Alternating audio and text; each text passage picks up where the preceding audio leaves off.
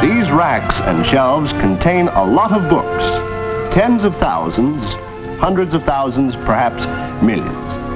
How do you feel about them? Siempre cuando llegan a determinados niveles, ya los poetas son ellos, son más ellos, y eso lo veo en los libros de texto. En realidad sí que conocía a muchas mujeres, pero lo más fácil es leer hombres. Lo que más tenía en mi biblioteca eran hombres. Lo que más tienes cuando vas a cualquier librería son hombres. Si tú haces una antología sin especificar que es masculina o femenina y solo incluyes autoras, pues se te va a echar todo el mundo encima. Y si les respondes es lo que hacéis constantemente, te dirán no, por Dios.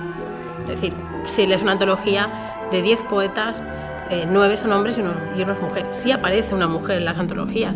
O si te vas a editoriales, normalmente en el catálogo la presencia de la mujer es menor. O te vas a los premios, igual.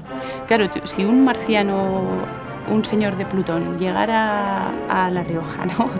Imagínate, un señor de Plutón que le gusta poesía, llega aquí y el único libro que tiene de referencia con el que empieza a interesarse por la poesía de la región es la antología de poesía en La Rioja de 1986 y se encuentra que el estudio introductorio, el prólogo y tal son todo hombres y por supuesto todos los poetas son hombres.